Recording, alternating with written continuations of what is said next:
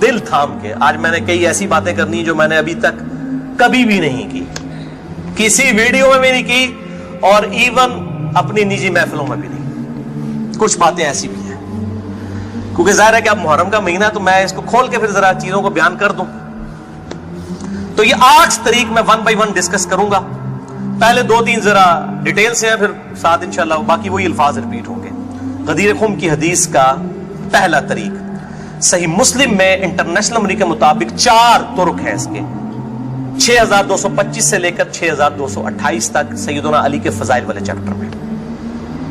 اس کا جو پہلا طریق ہے, طرق کہتے ہیں جمع کو, طریق کہتے ہیں ایک, یعنی جو روایت کی سند چل رہی ہوتی ہے اس کو ہم کہتے ہیں اس طریقے سے آئی ہے, اس وے سے آئی ہے, اس چین سے آئی ہے.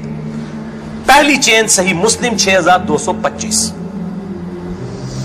سیدنا زید ابن ارقم سے, جو سابقون الاولون تھے, انہی کا وہ دار ارقم تھا جس میں نبی صلی اللہ علیہ وسلم دعوت حق بیان کیا کرتے تھے. ظاہر کعبۃ اللہ میں تو وہ لوگ نہیں جانے دیتے تھے جس طرح ہمیں آج علماء مسجدوں میں نہیں گھسنے دیتے, تو ہم نے بھی یہ دار ارقم سجایا ہوا ایک. تو زید ابن ارقم رضی اللہ تعالی عنہ علیہ السلام روایت کرتے ہیں, ان کے پاس کچھ تابعین آئے, صحیح مسلم 6225. انہوں نے کہا زید آپ کتنے خوش نصیب ہیں, شروع میں آپ نے اسلام قبول کر لیا, نبی صلی اللہ علیہ وسلم کے ساتھ آپ نے نمازیں پڑھی, آپ کے ساتھ جہاد کیا, آپ صلی اللہ علیہ وسلم سے ڈائریکٹ حدیثیں سنی, آپ کی صحبت کی, آپ تو بہت خوش نصیب ہیں. ہم آپ کے پاس صرف اس لیے آئے ہیں کہ آپ ہمیں کوئی ایسی بات سنائیں جو خود آپ صلی اللہ علیہ وسلم سے آپ نے سنی ہو. تو زید ابن ارقم نے کہا کہ میں بہت بوڑھا ہو چکا ہوں, ساری باتیں تو مجھے یاد نہیں ہیں, اس لیے میری معذرت قبول کرو. البتہ ایک کریٹیکل بات مجھے یاد ہے کہ آپ صلی اللہ علیہ وسلم جب حجۃ الوداع سے واپس آ رہے تھے اپنی وفات سے تقریباً 3 مہینے پہلے, تو مکے اور مدینے کے درمیان ایک خم نامی جگہ تھی, پانی کے لیے پڑاؤ کیا غدیر خم پہ, اور یہ بات ہے 18 ذوالحجہ 10 ہجری کی, اور 11 ہجری میں آپ صلی اللہ علیہ وسلم کی وفات ہو گئی ربیع الاول میں. تاریخ کنفرم نہیں لیکن دن سوموار تھا, صحیح بخاری میں آتا ہے. آپ صلی اللہ علیہ وسلم نے خم نامی گاؤں میں اونٹ کے پالان کا آپ کے لیے ممبر بنایا گیا, آپ صلی اللہ علیہ وسلم نے اس پہ چڑھ کر خطبہ دیا, اور الفاظ ہی بڑے کنکلوڈنگ ہیں, ہم نے اپنے منہج پہ بھی لکھا ہوا ہے. اے لوگوں آگاہ ہو جاؤ, میں بھی ایک انسان ہوں, قریب ہے کہ اللہ کا قاصد یعنی موت کا فرشتہ میرے پاس آئے اور میں اس کی دعوت قبول کر لوں. لوگوں آگاہ ہو جاؤ, میں اپنے بعد تم میں 2 بھاری چیزیں چھوڑ کر جا رہا ہوں. یہ ہے حدیث ثقلین. ان میں سے پہلی چیز اللہ کی کتاب ہے, اس میں ہدایت ہے, اس میں نور ہے. تم اللہ کی کتاب کو پکڑو, اپنا تعلق اس کتاب کے ساتھ مضبوط کرو. اللہ کی کتاب اللہ کی رسی ہے, جو اس کو پکڑے گا ہدایت پر ہوگا, جو چھوڑ دے گا گمراہ ہو جائے گا. پھر زید ابن ارقم کہتے ہیں آپ صلی اللہ علیہ وسلم ترغیب دلاتے رہے, اللہ کی کتاب, اللہ کی کتاب, اللہ کی کتاب, لیکن امت نے چھوڑ دی کتاب. اور پھر آپ صلی اللہ علیہ وسلم نے فرمایا دوسری بھاری چیز میرے اہل بیت ہیں, میں اپنے اہل بیت کے معاملے میں تمہیں اللہ سے ڈراتا ہوں, میں اپنے اہل بیت کے معاملے میں تمہیں اللہ سے ڈراتا ہوں, میں اپنے اہل بیت کے معاملے میں تمہیں اللہ کا خوف دلاتا ہوں. اچھا, اب ظاہر ہے اس زمانے میں بھی لوگ موجود تھے, لوگوں کے کان کھڑے ہو گئے. حضرت معاویہ بن ابی سفیان رضی اللہ تعالیٰ عنہ کا دور تھا, تابعین نے سیدھا سوال ہی عجیب و غریب کر دیا. انہوں نے کہا زید یہ حضور کی بیویاں اہل بیت نہیں ہے؟ دیکھو, بجائے پوچھنے کے سینئر صحابی سے پوچھتے کہ اہل بیت کون ہے, ان کو فوراً پتہ چل گیا کام کدھر ہو ہی جا رہا ہے کہ یہ حضور کی بیویاں اہل بیت نہیں ہے. زید بن ارقم نے کہا کہ بیویاں اہل بیت ہیں, لیکن یہاں پر وہ مراد نہیں ہے, یہاں پر تو نبی صلی اللہ علیہ وسلم کے خاندان کے لوگ مراد ہیں, آل علی, آل عقیل, آل عباس, آل جعفر, وہ لوگ مراد ہیں اہل بیت. حضور کی بیویاں یہاں مراد نہیں ہیں, جن پر قیامت تک کے لیے صدقہ حرام ہے. یہ زید بن ارقم نے کہا. تھوڑا کوڑا سیجے طریق, اگلا بڑا سخت جے. میں ڈر رہا ہوں یہ بیان کرتے ہوئے, لیکن اس میں نے پمفلٹ میں لکھ دیا ہوا ہے, لیکن وہ لوگ پڑھ کے گزر کے ہوں گے, لیکن میں اب آپ کو توجہ دلاؤں گا. صحیح مسلم 6228 نمبر طریق, اس میں پتہ کیا الفاظ ہیں. اس حدیث کے اینڈ پہ تابعین پوچھتے ہیں کہ کیا نبی کی بیویاں اہل بیت نہیں ہیں؟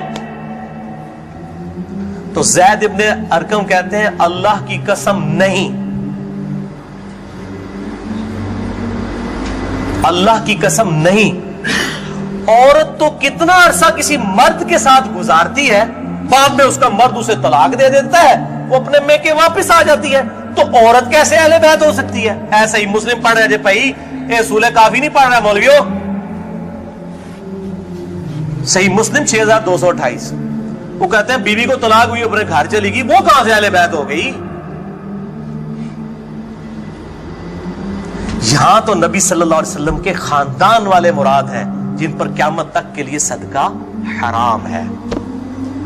زید ابن ارقم کو ریال نہیں ملتے تھے، نہ سعودیہ سے نہ ایران سے، وہ تو صحابی تھے نا رضی اللہ تعالیٰ عنہ، حق بیان کیا انہوں نے۔ اچھا یہ نہ سمجھیں یہ کہہ دیں کہ زید ابن ارقم کا اجتہاد ہے، اے بھائی اجتہاد نہیں ہے، سن لو۔ ایک معنوں میں اہل بیت بیویاں ہیں سورۃ الاحزاب آیت نمبر 33 کے تحت، لیکن یہ جس اہل بیت کے بارے میں اللہ سے ڈراتا ہوں ان کے ساتھ اس نے سلوک کرنا، یہ وہی لوگ تو ذبح ہوئے ہیں، آل عقیل ذبح ہوئے، آل جعفر ذبح ہوئے، آل عباس جعفر ہوئے، آل علی ذبح ہوئے، انہی کی اولادیں ذبح ہوئی ہیں نا۔ یہ 72 جو ہم شہدائے کربلا کہتے ہیں، انہی کے بارے میں ڈرایا تھا جن کے بارے میں غیبی خبر دی گئی تھی کہ ان کے ساتھ امت برا سلوک کرے گی۔ اچھا یہ زید ابن ارقم کا اجتہاد نہیں ہے میرے بھائیوں، اس کی سپورٹ میں میں صحیح مسلم سے 2 مرفوع حدیثیں اپنے محبوب صلی اللہ علیہ وسلم کی حدیثیں بیان کرتا ہوں۔ سنیں پہلی حدیث انٹرنیشنل نمبر کے مطابق صحیح مسلم میں 6261 نمبر، اما عائشہ رضی اللہ تعالی عنہا وعلیہ السلام خود روایت کر رہی ہیں کہ ایک دن نبی صلی اللہ علیہ وسلم اس حال میں برآمد ہوئے کہ آپ صلی اللہ علیہ وسلم نے ایک کالے رنگ کی چادر اوڑھی ہوئی تھی جس پہ نقش و نگار بنے ہوئے تھے جیسا کہ اونٹ کے کجاووں کے ہوتے ہیں، کالے رنگ کی منقش چادر اوڑھی ہوئی تھی۔ اتنے میں سیدنا حسن آئے، آپ صلی اللہ علیہ وسلم نے ان کو اپنی چادر کے نیچے لے لیا، پھر سیدنا حسین آئے، ان کو اپنی چادر کے نیچے لے لیا، پھر سیدہ فاطمہ آئی، ان کو اپنی چادر کے نیچے لے لیا، پھر سیدنا علی آئے، ان کو بھی اپنی چادر کے نیچے، ان چاروں کو لیا، اور 5ویں خود، جس سے 5 تن پاک کا ہم کانسیپٹ لیتے ہیں، 5 اس چادر کے نیچے لیا۔ سیدہ عائشہ کو نہیں لیا، پوائنٹ ٹو بی نوٹڈ، وہ راوی ہیں، وہ دیکھ نہیں یہ منظر، اور اما عائشہ دیکھ لیں کتنی منصف مزاج تھی، انہوں نے یہ روایت بیان کر دی، ورنہ کسی درجے میں اپنے بارے میں بھی سوچ سکتی تھی کہ مجھے نہیں لیا گیا، لوگ کل کو سوال کریں گے کہ آپ کو کیوں نہیں لیا گیا، آپ اہل بیت نہیں تھیں، یقیناً تھی، لیکن یہ والا معاملہ جو ہے وہ ایکسٹرا آرڈنری ہے، اسپیشل پروٹوکول ہے۔ چادر کے نیچے لیا، پھر آپ صلی اللہ علیہ وسلم نے سورۃ الاحزاب کی آیت نمبر 33 پڑھی، انما یرید اللہ لیذھب عنکم الرجس اہل البیت ویطہرکم تطہیرا۔ اے نبی کے گھر والوں، اللہ تو صرف یہی چاہتا ہے کہ ہر طرح کی ناپاکی تم سے دور کر دے اور تمہیں خوب صاف ستھرا کر دے۔ راویہ اما عائشہ ہے، خود چادر کے نیچے نہیں ہے، علی، حسن، حسین اور سیدنا علی ہے، سیدہ فاطمہ ہے، اور نبی صلی اللہ علیہ وسلم 5ویں خود۔ تو زید ابن ارقم نے کوئی غلط بات نہیں کی ہے، ان کو یہ حدیثیں پتہ تھیں۔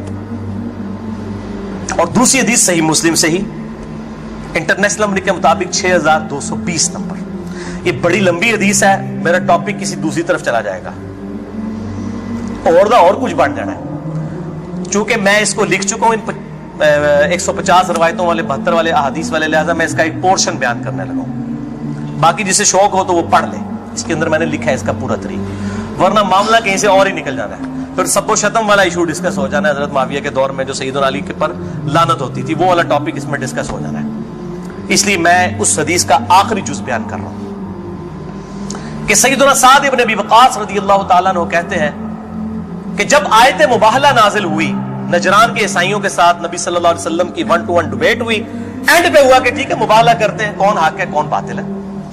سورہ ال عمران آیت نمبر 61 نازل ہوئی، فَقُلْ تَعْالَوْا نَدْعُوا أَبْنَاءَنَا وَأَبْنَاءَكُمْ وَأَنفُسَنَا وَأَنفُسَكُمْ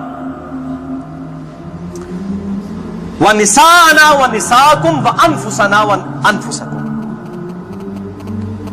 کہ نبی صلی اللہ علیہ وسلم کو کہا گیا کہ ان کو کہو اپنے بیٹوں کو لے آؤ، ہم بھی اپنے بیٹوں کو لے آتے ہیں، تم بھی اپنی عورتوں کو لے آؤ، ہم بھی اپنی عورتوں کو لے آتے ہیں، تم خود بھی آ جاؤ ہم خود بھی آ جاتے ہیں، پھر اللہ کے حضور اوپن میدان میں دعا کرتے ہیں، جھوٹے پہ اللہ کی لعنت، اس کو مباہلہ کہتے ہیں، لیکن نہیں آئے۔ سعد ابن ابی وقاص کہتے ہیں کہ نبی صلی اللہ علیہ وسلم قرآن میں کیا حکم آیا تھا؟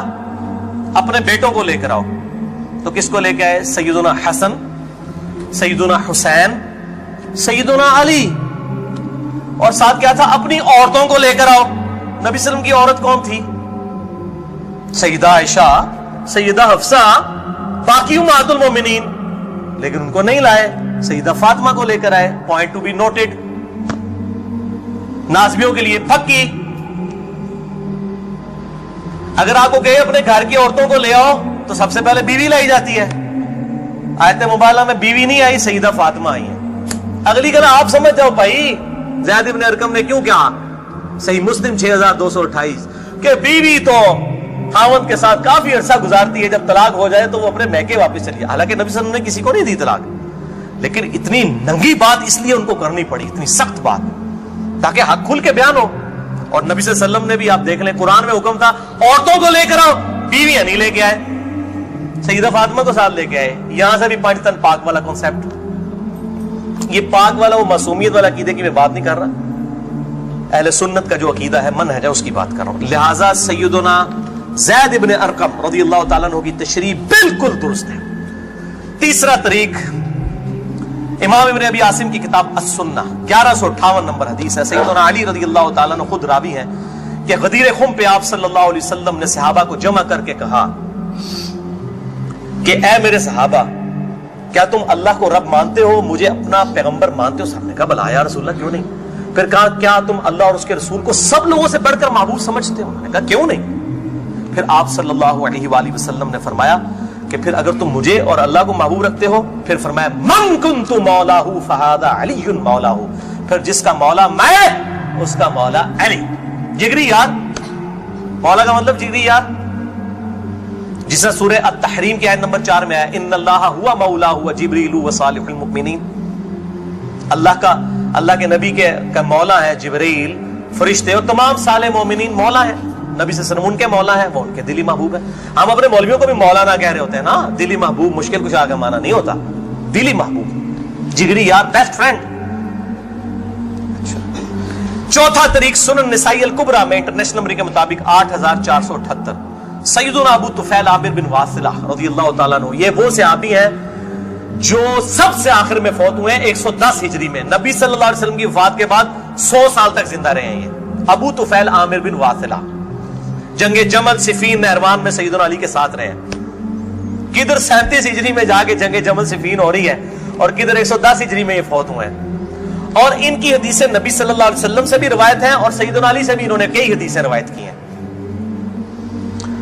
وہ کہتے ہیں کہ کھلے میدان میں سیدنا علی رضی اللہ تعالیٰ عنہ نے، یہ صفین کا ہی موقع تھا، پبلک کو جمع کیا، اپنے ماننے والوں کو جو ساتھ تھے، شیعہ نے علی، شیعہ کا مطلب ہے گروہ کے بندے، تو پھر ان سے وہ حدیث بیان کی کہ ذرا مجھے بتاؤ نا کہ تم لوگوں نے نبی صلی اللہ علیہ وسلم سے یہ حدیث سنی تھی؟ تو کئی لوگ گواہی کے لیے کھڑے ہو گئے۔ پھر وہ پوری حدیث بیان کی جو آپ صلی اللہ علیہ وسلم فرمایا النبی اولا بالمؤمنین من انفسہم، نبی صلی اللہ علیہ وسلم مومنین کی جانوں پر ان کی جانوں سے بڑھ کر حق رکھتے ہیں، اور نبی کی بیویاں امت کی مائیں ہیں۔ اس آیت کے تحت اے صحابہ اکرام، اے میرے امتیوں، کیا تم مجھے سب سے بڑھ کر محبوب رکھتے ہو؟ سب نے کہا بلا یا رسول اللہ۔ پھر آپ صلی اللہ علیہ وسلم نے مولا علی کا ہاتھ پکڑا، یوں بلند کیا صحابہ میں اور کہا من کنت مولاہ فہذا علی مولاہ، پھر جس کا جگری یار میں، اس کا جگری یار علی بھی ہونا چاہیے، ہاتھ پکڑ کر۔ اچھا ابو طفیل عامر بن واصلہ کہتے ہیں یہ حدیث جب میں نے سیدنا علی سے سنی تو میں ہل گیا، میرے دل میں قلق تھا کہ نبی صلی اللہ علیہ وسلم نے اتنی بڑی بات کی حضرت علی کے بارے میں، اور صحابہ اکرام نے رضوان نے گواہی دی۔ اس میں آگے الفاظ یہ موجود ہیں کہ اس میں ہی الفاظ موجود ہے کہ آپ صلی اللہ علیہ وسلم نے اسی حالت میں کہا اے اللہ، جو علی سے محبت رکھے اس سے محبت رکھ، جو علی سے دشمنی رکھے اس سے تو بھی دشمنی رکھ۔ یہ بہت بڑی بات ہے۔ ابو طفیل کہتے ہیں میں نے کہا یہ حدیث، میں کہتے ہیں باہر نکلا، میں نے کہا سب سے سینئر صحابی شروع کے مسلمان ہیں زید ابن ارقم، وہ پہلے تیار بیٹھے سن زید ابن ارقم. وہ تمہیں بھولے گا نہیں زید بن ارقم کون ہے. تے تو جماعت اسلامی دے سکول بھی نہیں دار ارقم بولن گے. جو دار ارقم انہی کے نام پہ رکھے ہوئے ہیں, کیونکہ دار ارقم سب سے پہلا گھر تھا جہاں نبی صلی اللہ علیہ وسلم دعوت توحید کیا کرتے تھے. زید ابن ارقم کے پاس گئے, ان کا زید آپ تو سابقون اور اولون میں سے ہیں, مجھے بتائیں حضرت علی نے یہ حدیث بیان کی ہے اور اتنے لوگوں نے گواہی دی ہے. انہوں نے کہا تو کیا بات کرتا ہے, میں نے تو خود نبی صلی اللہ علیہ وسلم سے یہ حدیث سنی ہوئی ہے, من کنت مولا فہذا علی مولا, اور اے اللہ اس سے محبت رکھ جو علی سے محبت رکھے, اس سے دشمنی رکھ جو علی سے دشمنی رکھے. یہ وہ حصہ ہے جس کا ابن تیمیہ نے انکار کیا منہاج السنہ میں. پھر شیخ البانی نے پھر صفوں کے صفحے کالے کیے ہیں کہ ابن تیمیہ میں جلد بازی کی عادت تھی اور مبالغہ آرائی تھی. سلسلہ احادیث صحیحہ 2223 نمبر حدیث کے کانٹیکسٹ میں شیخ البانی نے سخت گرفت کی ہے. اچھا, پانچواں طریق صحیح مسلم میں 3713 ہے, جامعہ ترمذی میں 3713. پانچواں طریق من کنت مولا فہذا علی مولا, زید ابن ارقم سے جابر بن عبداللہ سے رضی اللہ تعالی عنہما. چھٹا طریق مسند احمد میں ہے انٹرنیشنل نمبر کے مطابق 19321 جلد 4 صفحہ 370 پر کہ سیدنا علی نے جب پوچھا گواہی دو گے اس حدیث کی غدیر خم کی, تو 30 صحابہ وہاں پر کھڑے ہوئے, اور باقی پوری حدیث وہی ہے سنن نسائی الکبریٰ والی کہ اے اللہ اس سے محبت رکھ جو علی سے محبت رکھے, اس سے دشمنی رکھ جو علی سے دشمنی رکھے. تو ہمیں تو بڑا فخر ہے, ہم تو علی سے نہ صرف محبت رکھتے ہیں, علی کے دشمنوں کو للکار رہے ہیں الحمدللہ. تو اللہ تعالیٰ اسی عمل کے سبب, اس عمل کا وسیلہ اللہ کے حضور پیش کرتے ہیں کہ اللہ تعالیٰ ہمیں محبوب رکھے, آمین. بھائی یہ غدیر خم پہ آپ صلی اللہ علیہ وسلم نے خطبہ کیوں دیا, اس کی میں نے حکمت کئی لیکچرز میں بیان کی, یہاں پہ بھی بیان کر دوں. یہ آپ خطبہ حجۃ الوداع پہ بھی دے سکتے تھے, وہ روایتیں ضعیف ہیں. غدیر خم اس موقع پر پہنچ کر سب لوگ عرب کے جا چکے تھے سوائے اہل شام کے اور اہل مدینہ کے, اور اہل شام صفین میں سیدنا علی کے خلاف کھڑے ہوئے, اور اہل مدینہ میں جو کچھ لوگ تھے انہوں نے اہل مدینہ کے ساتھ زیادتی کی, کچھ ان کے ساتھ زیادتیاں ہوئیں. اہل مدینہ اور اہل شام کو اصل میں ڈرایا گیا, کیونکہ واقعہ حرہ میں اہل مدینہ کے ساتھ ظلم کیا یزید نے, اور صفین میں جو ہے وہ حضرت معاویہ جو فوج لے کے آئے وہ شامیوں کی تھی. اس لیے نبی صلی اللہ علیہ وسلم نے حضرت علی کے بارے میں یہ کرٹیکل حدیث وہاں پر بیان کی تاکہ شامیوں کو اور اہل مدینہ کو ڈر سنا دیا جائے. یہ اس کی ٹیکنیکل ریزن تھی, یہ کوئی خلافت والا معاملہ نہیں تھا. وہ تو بخاری اور مسلم کی متفق علیہ حدیث ہے, صحیح بخاری میں 4460 نمبر حدیث ہے. سیدنا طلحہ نے جب پوچھا عبداللہ ابن ابی اوفا سے کہ بتائیے کیا نبی صلی اللہ علیہ وسلم نے اپنا وصی کسی کو منایا, انہوں نے کہا کسی کو نہیں منایا, آپ نے ہمیں قرآن پر چلے رہنے کی وصیت کی تھی. یہ جو وصی رسول والا ایشو ہے یہ اجماع صحابہ ہے, میں نے پورا لیکچر ریکارڈ کروا دیا ہے, مسئلہ نمبر 55B, وصی رسول کون ہے اور حدیث قرطاس کا تحقیقی جائزہ. وصی رسول نہ سیدنا ابو بکر ہے نہ سیدنا علی ہے, بلکہ قرآن حکیم ہے. سیدنا ابو بکر کی جو خلافت اسٹیبلش ہوئی وہ اجماع صحابہ تھا رضی اللہ عنہم اجمعین وعلیہم السلام. یہ سارے طریق میں جتنے بیان کر رہا ہوں نا یہ آپ کو مل جائیں گے سلسلہ احادیث صحیحہ میں 1750 نمبر شیخ البانی کے اور 2223 میں. سیکنڈ لاسٹ ترک 7واں المستدرک للحاکم میں انٹرنیشنل نمبر کے مطابق 4711 زید ابن ارقم سے. یہ بڑے خطرناک الفاظ ہیں. زید ابن ارقم, ڈر جاؤ زید ابن ارقم کرو, جیڑی روایتیں انہوں نے بیان کی تھی. زید ابن ارقم کہتے ہیں کہ نبی صلی اللہ علیہ وسلم نے فرمایا تھا غدیر خم پر کہ میں اپنے بعد 2 بھاری چیزیں چھوڑ کر جا رہا ہوں, قرآن اور اہل بیت, یہ قیامت تک اکٹھے رہیں گے یہاں تک کہ حوض کوثر پہ آ کے مجھ سے ملاقات کریں گے, قرآن اور اہل بیت. یہ حوض کوثر میں ملاقات کر کے کیا لینا ہے انہوں نے؟ بخاری اور مسلم کی حدیث ہے انصار تم پر ظلم ہوگا, صبر کرنا یہاں تک کہ حوض کوثر پہ مجھے آ کے ملنا. بخاری مسلم میں حدیث ہے انصار کی محبت ایمان کی علامت ہے. انصار پہ ہی تو ظلم کیا گیا. واقعہ حرہ کیوں ہوا تھا؟ قتل حسین کے بعد انصار کی اولاد نے بیعت یزید کی توڑ دی تھی, اسی کی وجہ سے اس کو غصہ آیا, کہا انصار صبر کر رہا یہاں تک کہ مجھے حوض کوثر پہ کیا مٹھائی کھلائی دے گی؟ نہیں. بخاری اور مسلم کی متفق علیہ حدیث ہے میرے حوض کوثر پہ کچھ لوگ آئیں گے اور میں کہوں گا اصحابی اصحابی, یہ تو میرے صحابہ ہیں. ایک روایت میں اسیحابی اسیحابی, تو میرے ساتھی ہیں, میرے صحابی ہیں. یہ کیا کرتے ہیں جس طریق میں آتا ہے نا امتی امتی, وہ نکال کے تو بریلوی دو بندیوں کے اوپر لگانا شروع کر دیتے ہیں, اور صحابی لکھے نا مکتبۃ شاملہ میں، بخاری مسلم میں کھل جائیں گے. تو آپ صلی اللہ علیہ وسلم فرماتے ہیں کہ میں جب ان کو حوض کوثر سے پلانے لگوں گا، میرے ان کے درمیان ایک دیوار کھڑی کر دی جائے گی، اور مجھے کہا جائے گا اللہ کے نبی آپ کو نہیں پتا آپ کی وفات کے بعد یہ لوگ دین سے الٹے قدم پھر گئے تھے، انہوں نے دین میں بدعتیں جاری کر فرماتے ہیں. میں کہوں گا سحقن سحقن لمن غیر بعدی، سحقن سحقن لمن بدل بعدی. ان پر پھٹکار ہو جنہوں نے میری وفات کے بعد میرا دین بدل دیا، جنہوں نے میری وفات کے بعد میرے دین میں تغیر کر دیا. اب یہ ایک اور پنڈورا باکس ہے، اس کو بھی میں یہاں پر کلوز کرتا ہوں. جسے شوق ہو میری زندگی کا اہم ترین لیکچر، مسئلہ نمبر 96، عظمت صحابہ، رد المنافقین اور سنی شیعہ کے اختلاف کا تحقیقی جائزہ اہل سنت پاک.com پر جو ہے وہ دیکھ لیں. ہر ایک چیز میں سے ایک جن برآمد ہوتا ہے.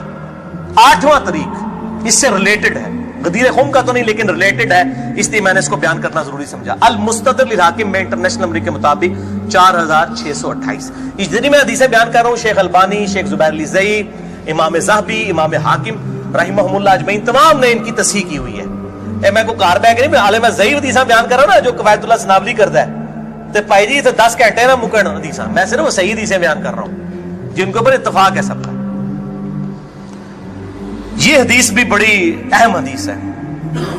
ابو ذر غفاری کا غلام تھا ایک ابو ثابت، وہ کہتے ہیں میں جنگ جمل کے بعد حضرت ام سلمہ ہماری جو ماں ہے، جو آخر میں فوت ہوئی واقعہ کربلا کے بعد بھی، ام سلمہ ام المؤمنین رضی اللہ تعالی عنہا و علیہ السلام، کہتے ہیں میں ان کو ملنے گیا.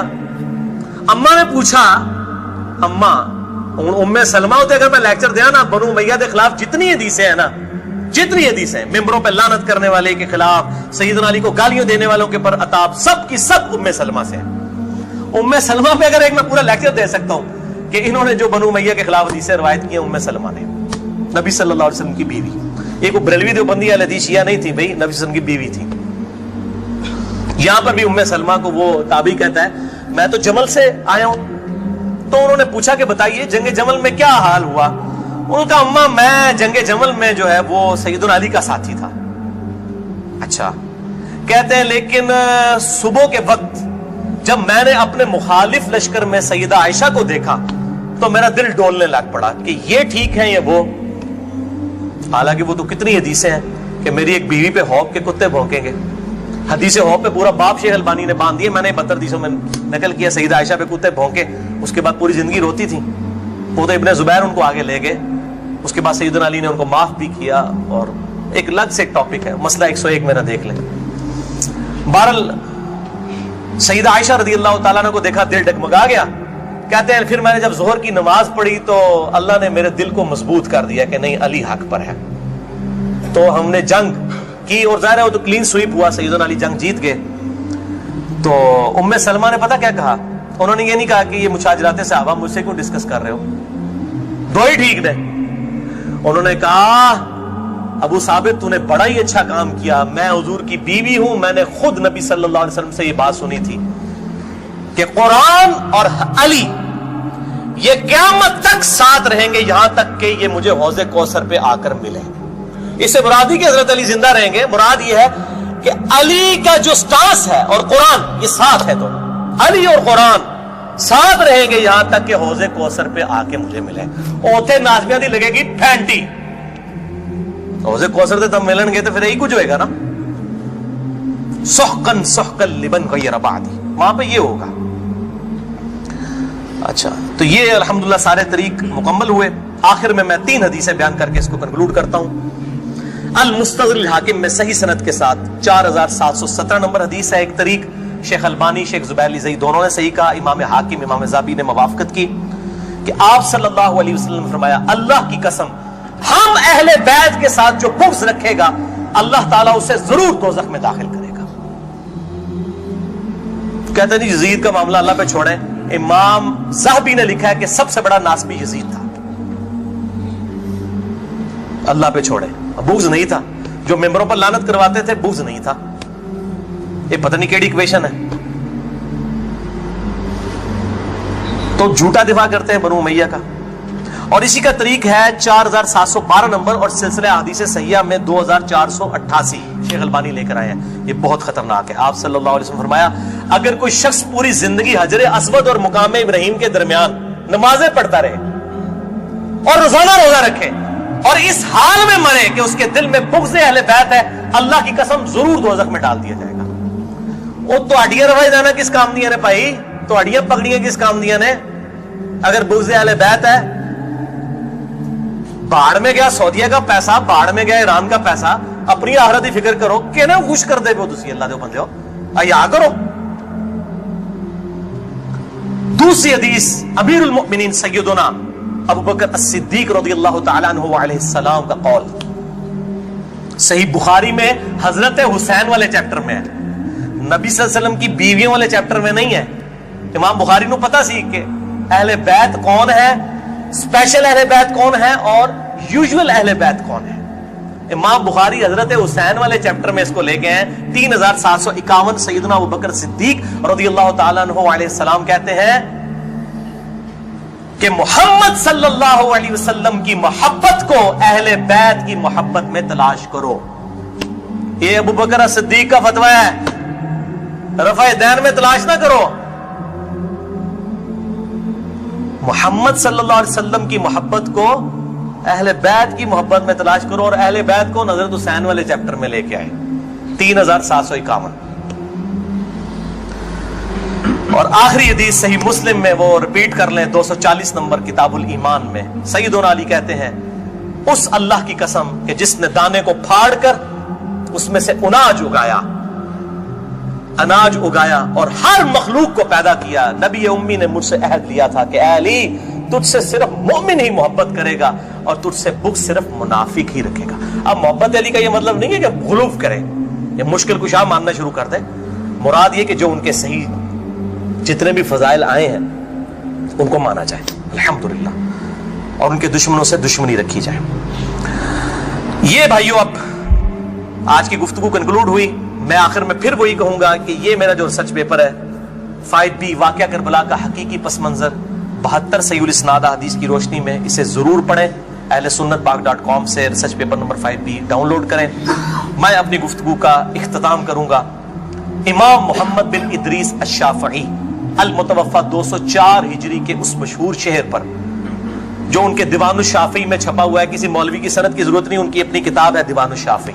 اور تمام محدثین چاہے ابن تیمیہ ہوں, امام ذہبی ہوں, ابن کثیر ہوں, سب نے اپنی کتابوں میں اس شعر کو نقل کیا ہے.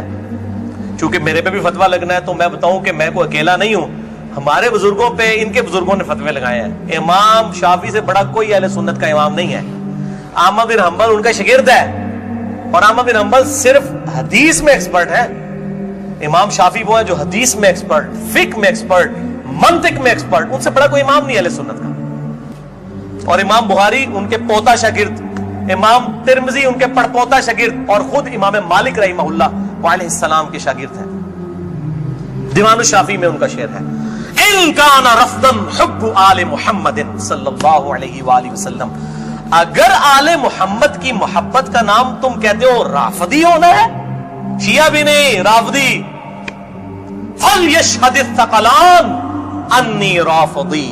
تو جنوں انس گواہ ہو جاؤ, اے بریلویو دیوبندیو اہل حدیث شیعہ سب کے سب, چاہے جنوں میں ہو چاہے انسانوں میں ہو, من الجنت والناس, وہ والا بھی من الجنت والناس, گواہ ہو جاؤ. فلیشہد الثقلان انی رافضی, ہاں میں پھر رافضی ہوں, میرے رافضی ہونے پر گواہ ہوں.